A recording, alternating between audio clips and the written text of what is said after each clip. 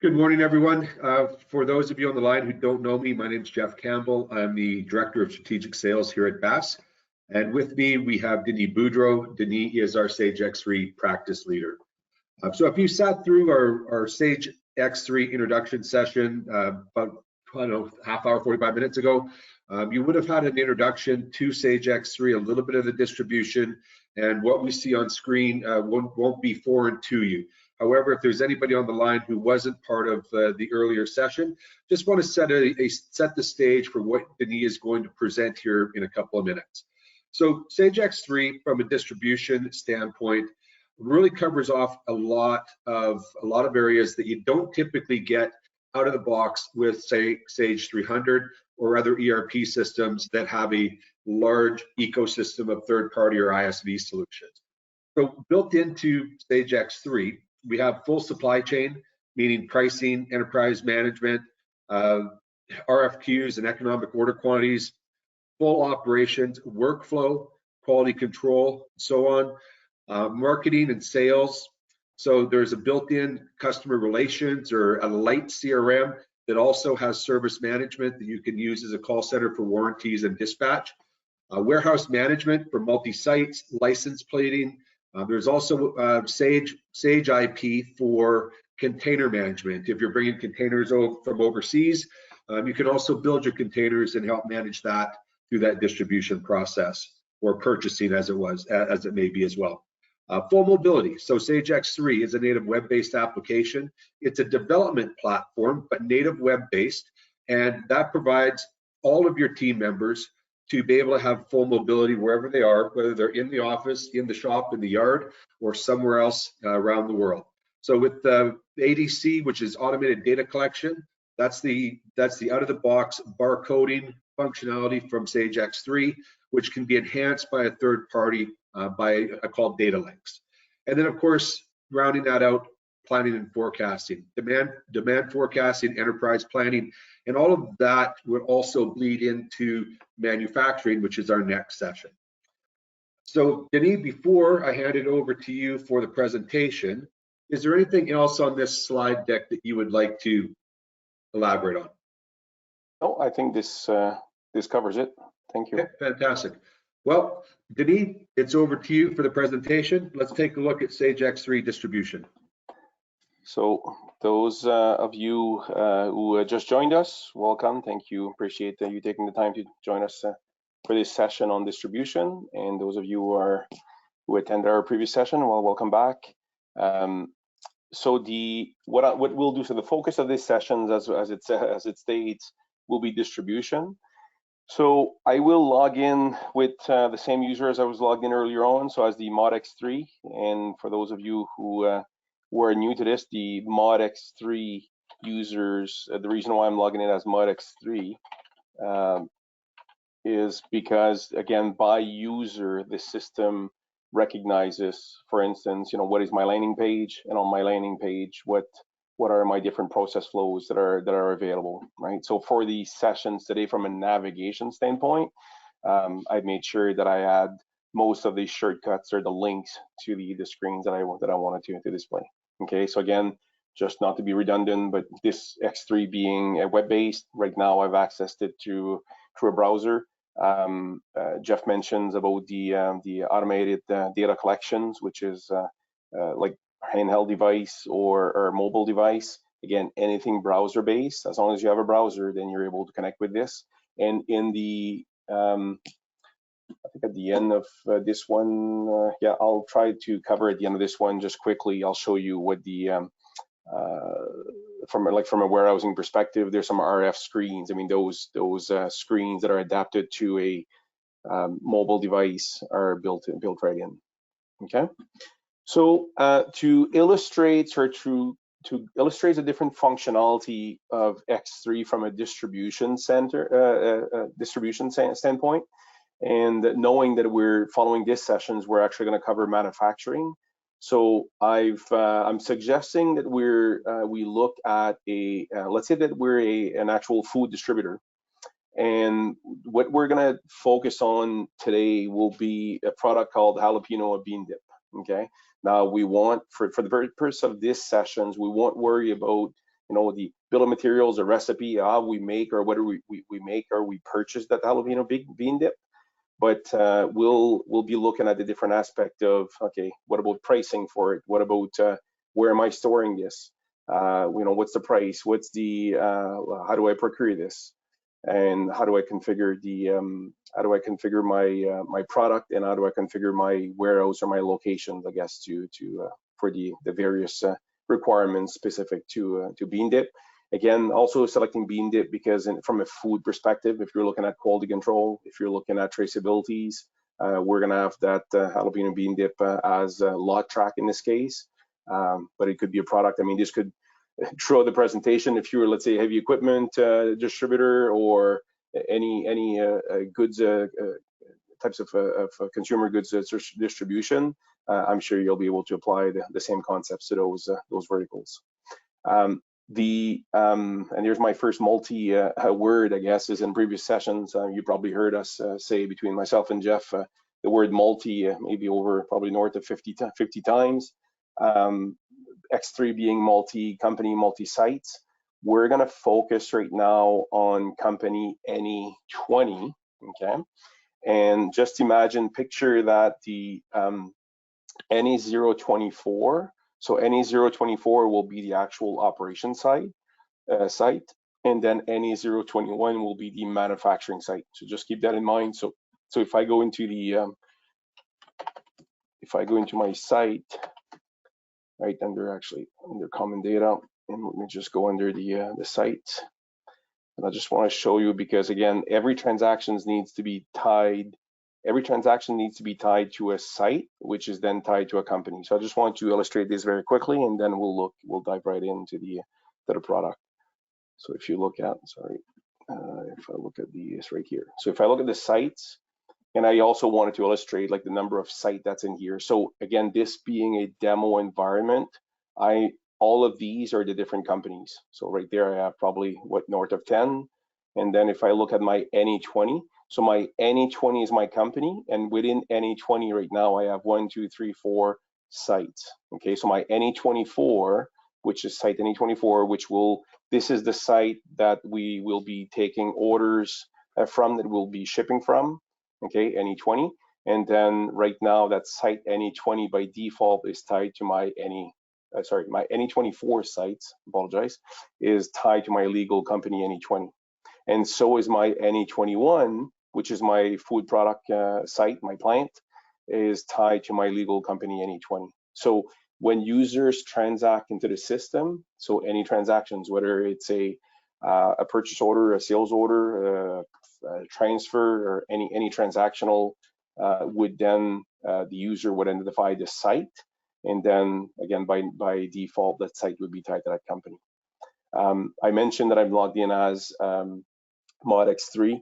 There's also a mean that if I'm actually mod X3 and I'm actually working for maybe I'm a salesperson, and then I have nothing to do with site NE21, maybe all of my interactions are with site NE24, there's a mean to set default sites per user. So when I go in and look at, we've seen on the left panel in the previous sessions, where if you look at a list of products, or if you look at a list of product sites, I should say, or sales orders, that I only see the ones from a certain site.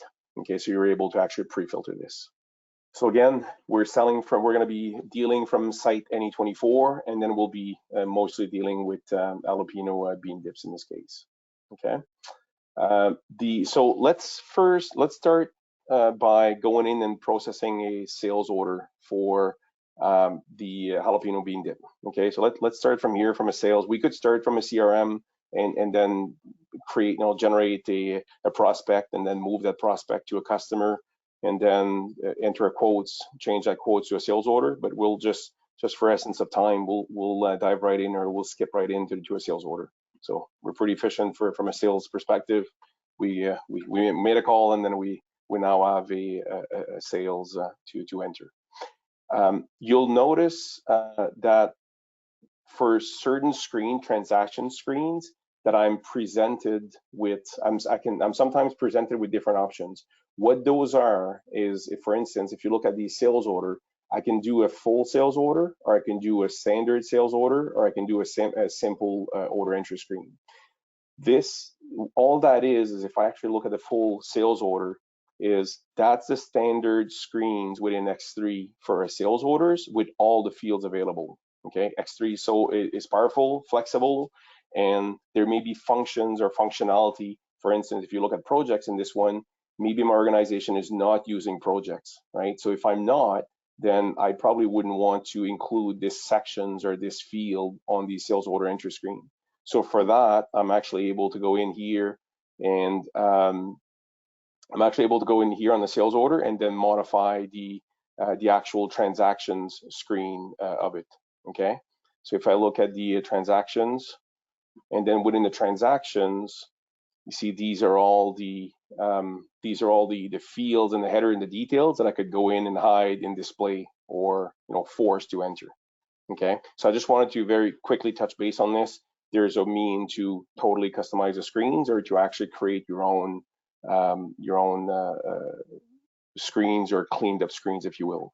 Okay, within the visual process flow as well. So if I click on sales order, there's a mean on that visual process flow to define or to set which ones of those would actually be selected by default. Okay, so right now that shortcut didn't include the actual screen, but if I pick the standard screen, there would be a mean to actually have me go straight at the standard entry screen. Okay.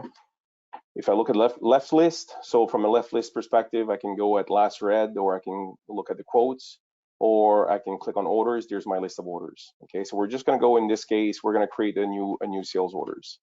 So I'm going to click on the plus on the right hand side, and again, I don't have my default site set up for ModX3 to NA24, so I'm going to change. It's actually set up as NA21. But I'm going to go in and then do a process an order for site NE24. Okay, it's a normal order. So let me just go at demo, and I'm going to sell to customer NA007, which is Williams Distributors. Okay, so I'm the actual, perhaps I'm the manufacturer, I'm the distributor. I manufacture and distribute to wholesalers. And then I would be presented with a required delivery date. So again, let's assume that, of course, they wanted not yesterday, but tomorrow. So they wanted ASAP. I could basically set at the header level the defaults for every lines. Okay, and then the delivery lead time. If that customer's NE007 is set up with a lead time, then this will basically trigger right in. So the lead time would come from the customer. And then the shipment, because the lead time is 1, then that's assuming that I need to actually ship. I need to ship this today in order for it to get there by the 29th. Okay, so if I actually change this to tomorrow, then you'll see that the shipment needs to be done by the 29th and to arrive on the 30th.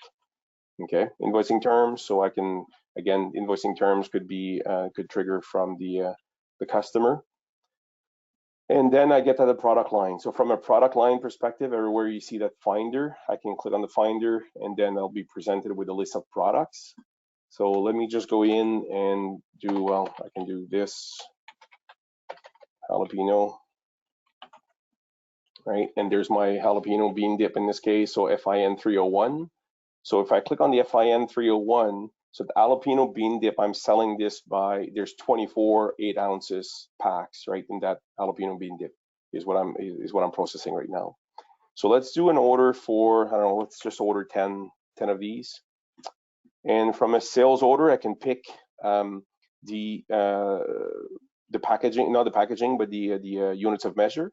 That units of measure can actually be set at the product level. We'll actually see shortly after. Like I wanted to process the order first with the item, and then we're going to drill into the product and look at some of the setup that actually drove those values here.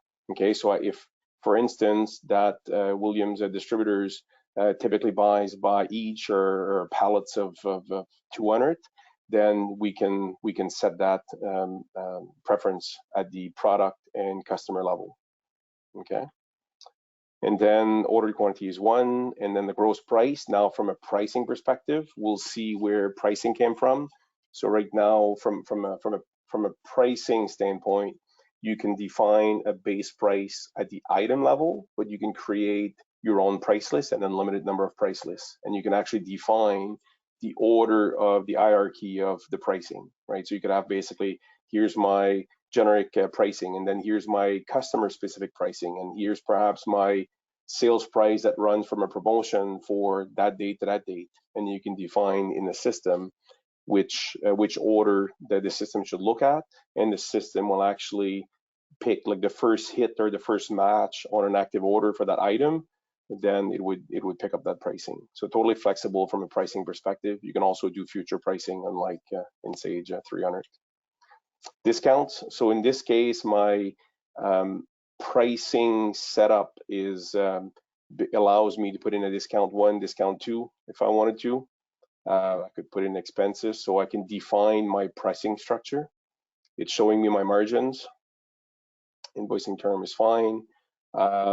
I can do a back-to-back order. So if I'm actually back-to-back orders would be as soon as I sell, maybe I'm purchasing from another suppliers, right? So I can do back-to-back on that side. That item right now is not set up as a back-to-back. And then you can set up the tax. That's fine. And what else? That's it. Okay. So right now, let me just click simple order. So now we have the jalapeno bean dip for quantity of 10, and we're going to basically create this inventory fields. Yeah. The one thing as well is you'll see the orange box around the product.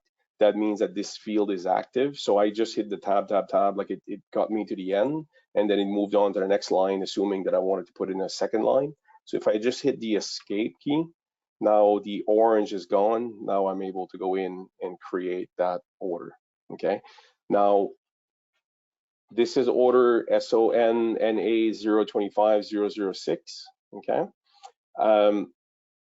This sequence can be totally customizable, so you can define. So if you notice, like this, there's a sales order, so SO, and then the I think it's SON is normal, right? So that's a type of order. So SON NA 024. Guess what is my site? And then there's a sequence of 5 of 1, 2, 3, 4 for the numeric. So I can define for every document, every transactions, I can define the actual sequence of it. So in this case, there's my order number.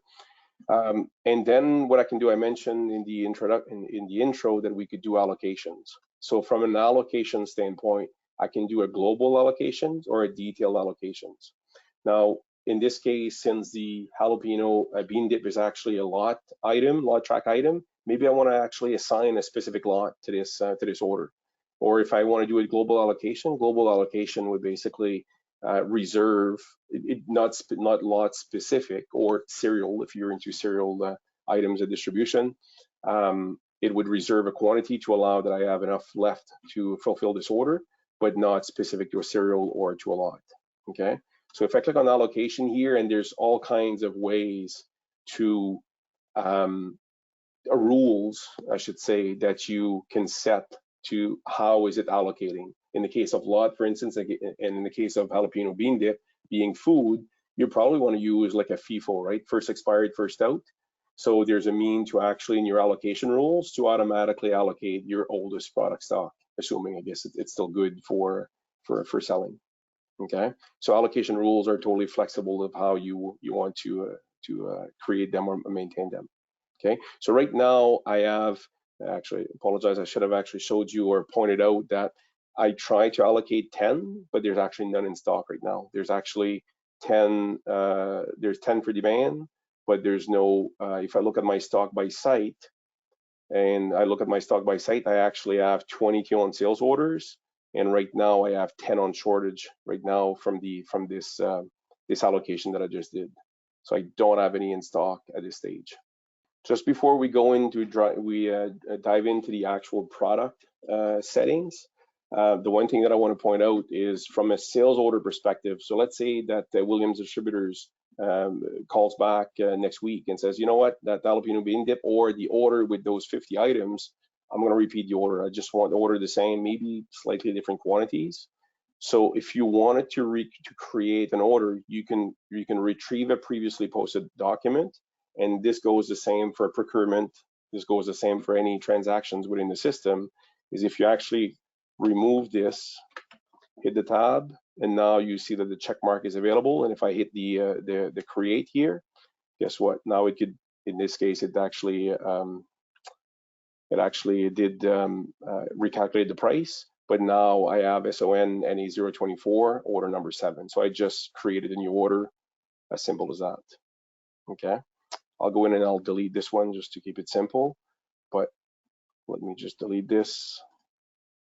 And now the order has been deleted. Okay, so now if I go back on the last red to the left-hand side, I can see my SONA 024-006, which is my order, which has a I'm going to say a back order of 10 on this. Okay. Now, if we look at the product, so I can drill down on the product from different ways. So if I click on this, and let's hold on for a second, maybe not from here.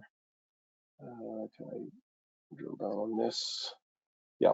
So through the ellipses here on the description, if I click on the ellipses and then go products, I'm able to drill into the products. I could have also used my favorites and go and click on products for a shortcut, or use my compass and then go in the long way. Or alternatively, I could have also gone into my landing page. Let me just cancel this for a sec. I could have gone through my landing page, and on my landing page, guess what? At the bottom left here from my process manufacturing and distribution, I have a shortcut for products. So if I just click on products, I get to the same result. So many ways to get at what I need to look at. Okay.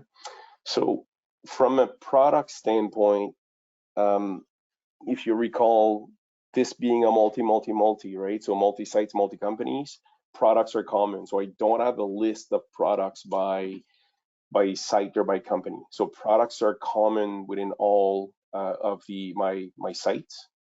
But I then, once I create my product sites, and we'll go into a little bit more details of the different functionality here, but then what I would do is I would go in and create a record for the product sites that are applicable. So for instance, my product jalapeno bean dip right now, if we look at site NE24, is where I actually buy it, right? Is where I actually sell it. And then my replenishment site is actually NE21. So right now, from a planning perspective, when I actually run my MRP, I'm actually getting this from my NE021. Same company, but it's a different site. I have a manufacturing site called NE021. And if you look at the NE21 site, and we'll see this in the manufacturing sessions, but if you look at the planning, my MRP for site 21 is not inner site or procurement, it's actually manufacturing. So I'm going to be manufacturing this in site NE21.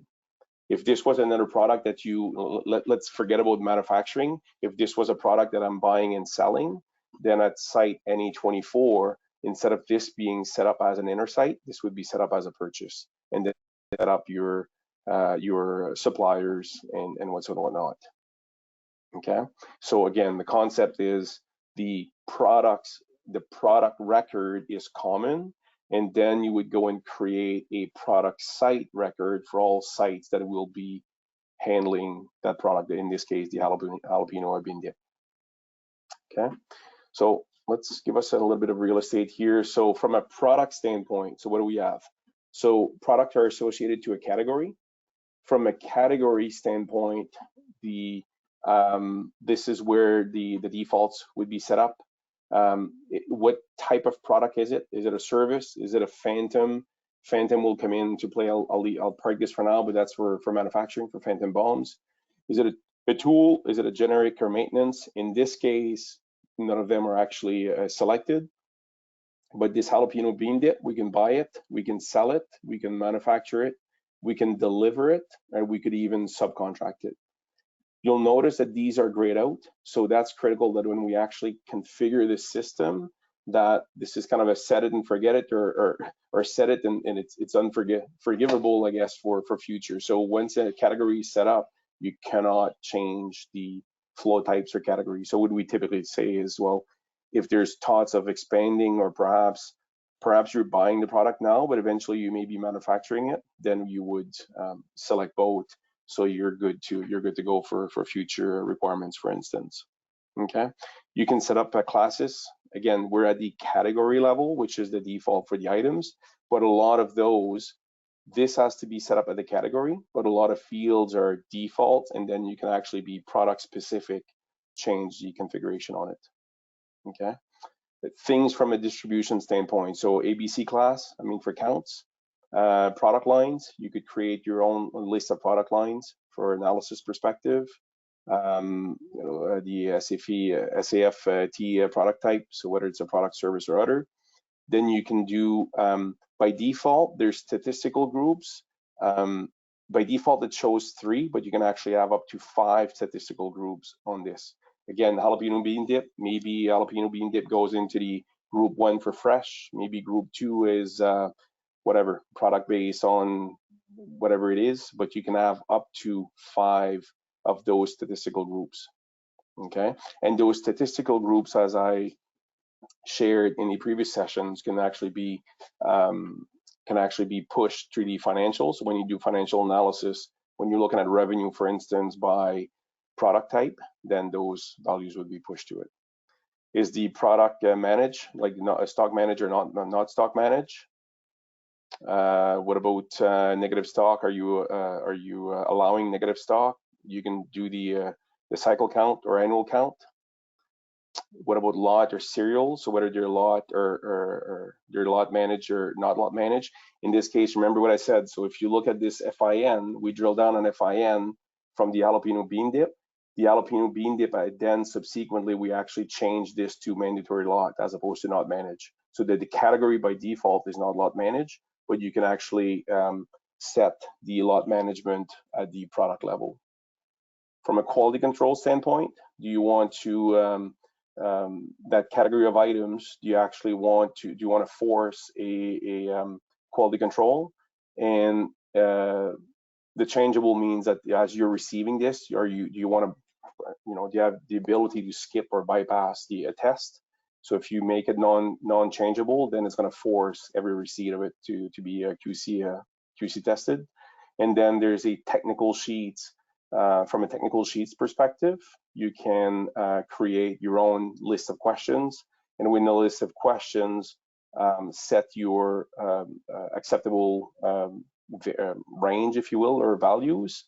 And then there's a concept of stock statuses within X3, which a stock can be of A status, B Q status, or R status. So approve, quality control, or rejected. And you can create your sub statuses as well. So you could have like an A1, A2, A3, or R1, R2, R3, or Q1, Q2, Q3. Perhaps from a quality control standpoint, maybe there's multiple steps of the QC. So you could have different meanings of the sub statuses for like the Q1, Q2, Q3, for instance. And through the transaction flow rules, you could say, well, I'm going to limit. I will not allow the sales of items that are actually of a Q status. I'm not going to allow the sales of an R status, only the A. Right? From a packing standpoint, is this a packing product? You want to do version management. So if you want to do version management, you can do a major and minor sequence. That adds some complexity, but I mean, we just finished two projects actually of distribution, manufacturing and distribution companies they're into medical devices, and version management was critical. Location management, so bin locations. Okay, so do you want to allow by default that those items to be location managed? And you can have dedicated locations as well, so you can actually force, I don't know if you're thinking about frozen, for instance. Well, frozen you typically want to store them into a freezer, so those could have specific locations. Units of measure, I mean, totally flexible as far as you have stocking units, weighting units, volume units, purchasing units, so all alternate units of measures can be set up. And then the packing units as well, so you can have some different pack size. So one customer could say, yeah, I've got a pack size of whatever, 200, like pallets of 200, pallets of 220, pallets of 240. So you can define that. And then you have the logistics from a from a receipt and issue standpoint, again, this is where right now there's none set up for this one. That which means it's accepting the default from the company settings. But this is where you could say, well, okay, from a receipt standpoint, everything that's supplier receipts, we're going to basically do the like if there's a stock change, we're going to authorize those statuses, and then we're going to default the status, let's say, to your queue for quality control, and we're going to basically generate an analysis test. So what this would mean is every time that you receive a product for this FIN category, it's going to create a quality control record, and until the user goes in, enters the values, that product will stay as a queue status, which could potentially be prevented from being sold. Allocation rules, I mentioned that earlier on. And then from a global allocation, you want to allow to allocate like the A's for accepted, quality control, or R. Typically, you wouldn't necessarily want to allocate rejected or quality control items. And the accounting cost, I mean, accounting, this drives, the accounting code drives the debits and credits in which accounts, and also drives the, from a costing standpoint as well, what's your costing right here. So what's your evaluation method? You can do standard, FIFO, you can do average cost, okay? And yeah, so from a purchase and sales standpoint, again, those are the default. From Horizon, so from a planning standpoint, so if you want to set up your default values for purchasings and sales, and those can be refined or defined at the item level as well. Okay. Anyway, so the list goes on and on and on, but as you can see, there's a lot to cover. And again, we're looking right now at the actual item category, which again will populate the very first thing it asks you when you actually create a product is the product category. So a lot of those fields here are actually pre-populated when you, as soon as you select the item category. Okay.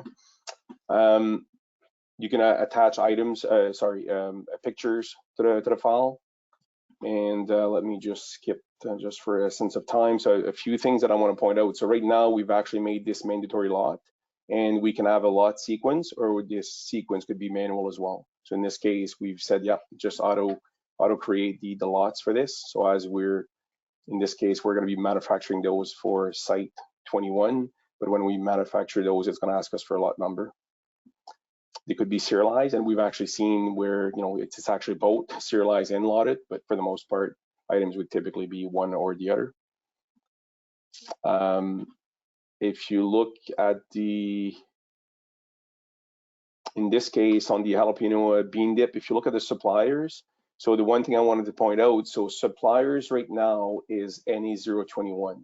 So NE021 is actually an intersite supplier. Okay, so the intersite supplier, it's still part of if I jump to NE021, this NE021 is set up as an intersite and is tied to site NE021.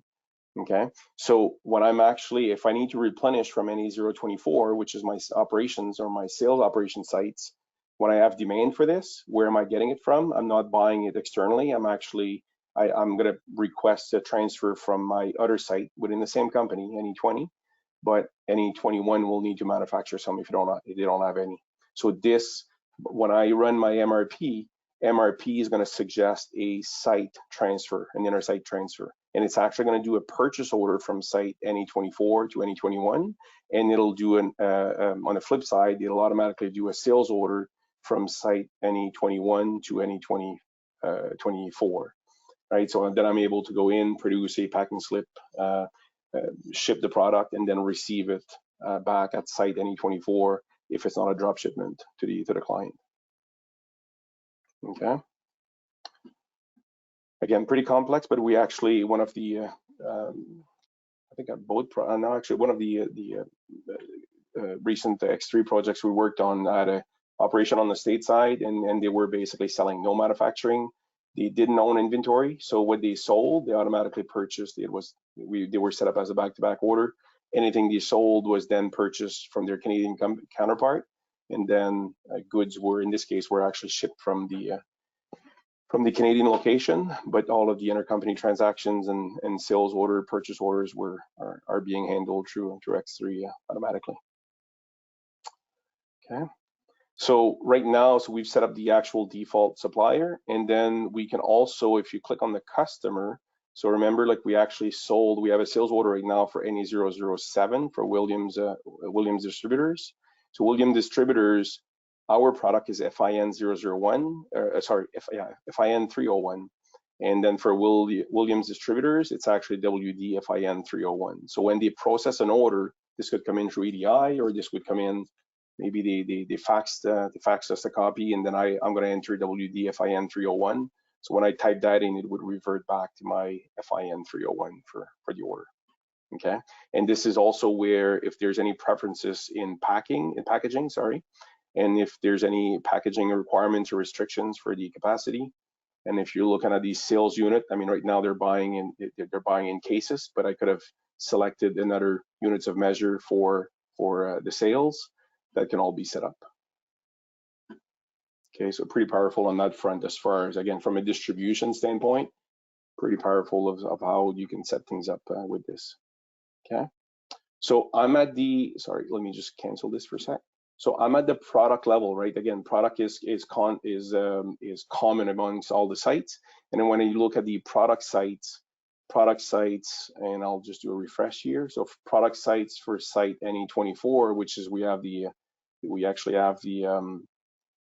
which is our sales operations site, is set up specifically as it's stock managed. That's fine. Class A, we're doing an annual count. And then we have the technical sheets QC1. So when we actually do receive it at site NE1, it would, if the transaction flow for PO receipts is set to trigger an analysis of sheets, then it would force us to put in the values. We're doing location management. Again, this one here is site specific. So maybe I want to do location management at my distribution center, right, which is NE24, but maybe on the manufacturing, pretty much what they manufacture is shipped out the same day. So maybe at NE21, I don't need to do location management. So again, by site, that can be set up. Jeff talked about container management, tracking for inbound. I mean, you can also do container management here as well. Yeah, and then there's, from a planning perspective, this is where you would set up your lead time in the case of purchasing or in the case of manufacturing as well. Okay, again, as you can see, there's a lot of fields on this. Some may not be applicable for your industry, and you don't, like, I'm touching base on a lot of concepts from a distribution standpoint right now. I mean, we're touch base on lot tracking, we touch base on location management, we touch base on earlier on we talked about license plating, we talked about right, like counts. I mean, you don't need to set all of these up, right from the get-go. You can expand on this. So for instance, location management could be turned on as a phase 2 or at a later time. But I just wanted to I want to show you, I guess, the depth of the functionality within X3 from a distribution standpoint.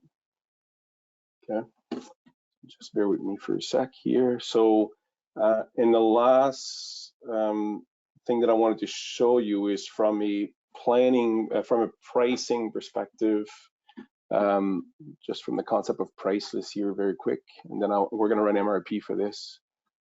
Just hold on here.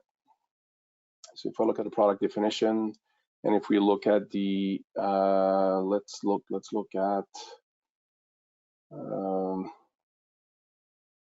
let's hold on here. Work centers, routing.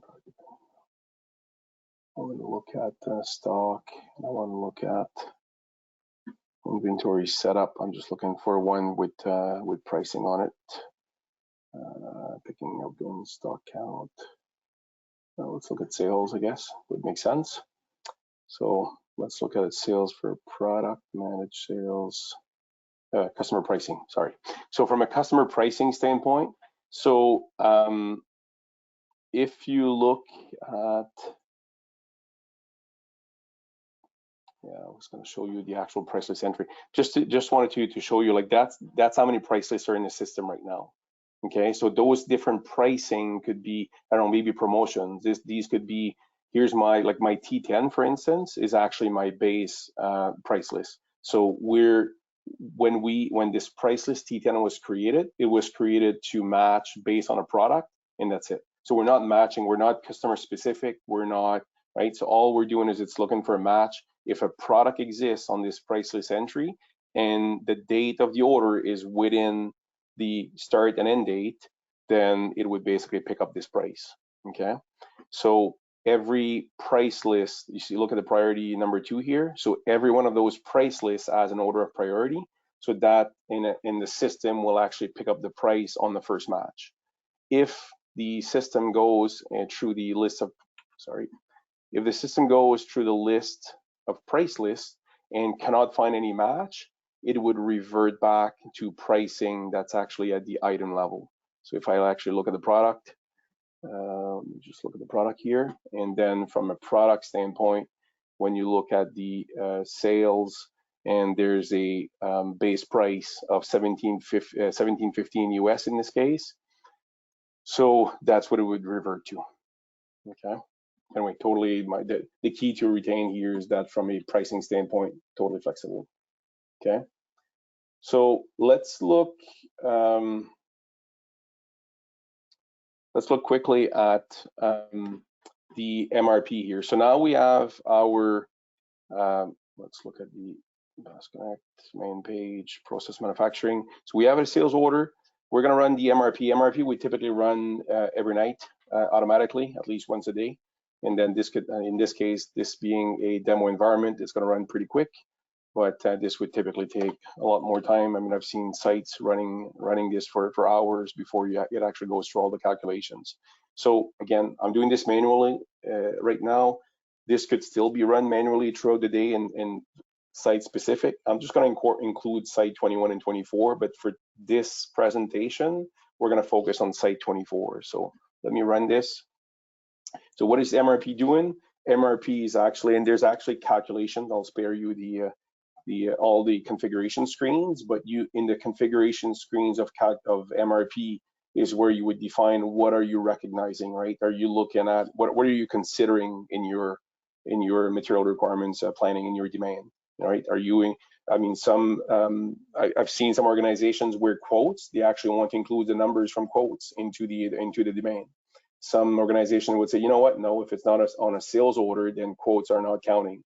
Right, purchase requests. I mean, I've seen people include purchase requests for the inbound, right, as far as potential stock coming in.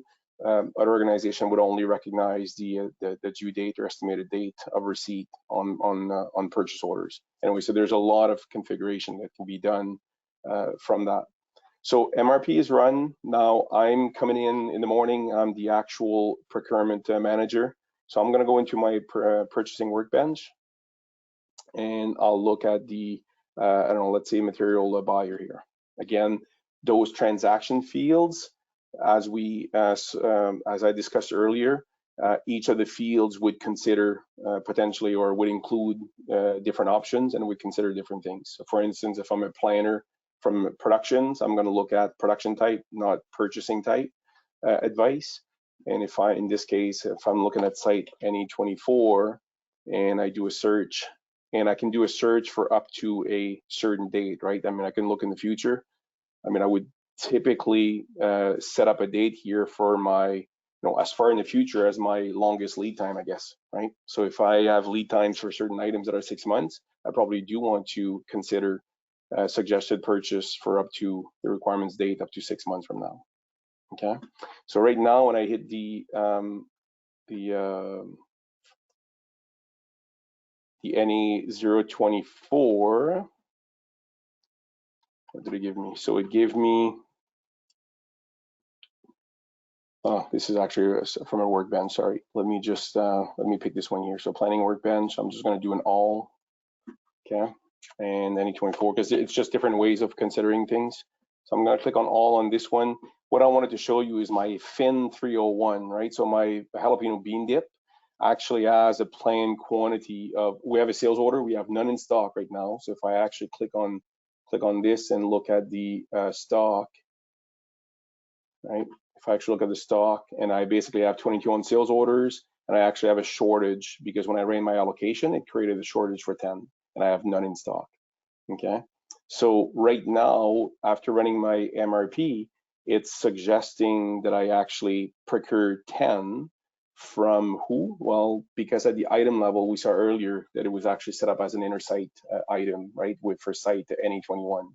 So we're going to go in and click on the ellipses here. There's ways of grouping this by suppliers, but in this case, let's just go into,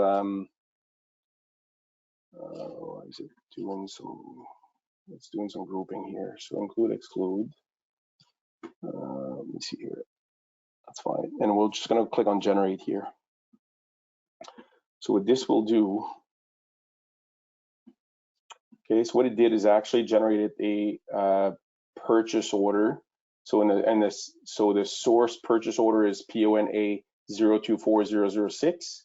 And because again, this is a sales, it is not a back-to-back, but in inner site, and our NA21 is part of our company, it actually created a sales order. Okay, so it did both sides. So by the MRP was smart enough that says, yeah, where do you get this from? So if this was a purchased item, if this was a manufactured item, which we're going to see in the next session, it would suggest a manufacturing order. So it'd be a WOS, work order suggested. In this case, it was a POS, but it was a purchase order suggested through the Intersite, which is our sister company, or our, not sister company, but sister location, NE21, okay? So now if I go to the sales order, and I go to, let's say, the standard order, and I look at my last sales order here. Sorry, we're going to look at the, let's look at the purchase order first. So if I look at purchasing, if I look at, I'm just going to navigate through this here quickly. Purchase orders, I'm just doing a time check. We have 2 minutes, so I'll wrap up shortly. So if you look at the standard for that PO, so if you look at the purchase order 24006, which is what we just created, and that PO 206, we have that FIN 301 for a quantity of 10, and then the pricing is probably, didn't pick up pricing on this, is probably because there's no price set up for the intercompany in there. So you would typically set up a price, and maybe because it's intercompany, we're just going to transfer that cost, but there should still be a price on this. Okay. Now, if we, so that's the PO. If we actually do the look at the sales order on the NE, let's look at NE 024, right? So if you look at the date, let's look at 11/28/03 equals, right? There's my, and if you look at the reference, you see the reference was PO NA 024006, and there's my sales order. Sales order is for customer, the sales type is NE21, and then my sold to was my NE24, which is the actual, the inner site, the customer. And then there's my invoicing lines, sorry, my invoicing lines right here with my FIN 301. So what I would be able to do here is basically, I could allocate this. So I'm going to do an allocation, automatic allocation. There you go. So now it actually did, it was actually set up to allocate automatically. So it was actually allocated already. So let me just do an allocation here. So now it actually allocated 10, and then I could go in and do a preparation if I wanted the picker to prepare this, or I could go in and just create my delivery. So right now I'm at my other site, right, my manufacturing site, and then I would create my delivery, ship this, go into my NE21, receive my PO, and then I would be able to fulfill my order and then ship it to the customer. Okay, I know that's a lot of transactions, a lot of fields that you've seen, but hopefully I was trying to touch base on some of the key functionality from a distribution standpoint. Pretty hard to cram this within 50 minutes, but hopefully this give you a taste, I guess, of what Sage X3 could do from a distribution standpoint. So, Pradeep, that's it for me. I do invite everyone to reconnect on the manufacturing. We're going to continue talking about jalapeno dip, but this time we're going to manufacture it versus purchasing it. So.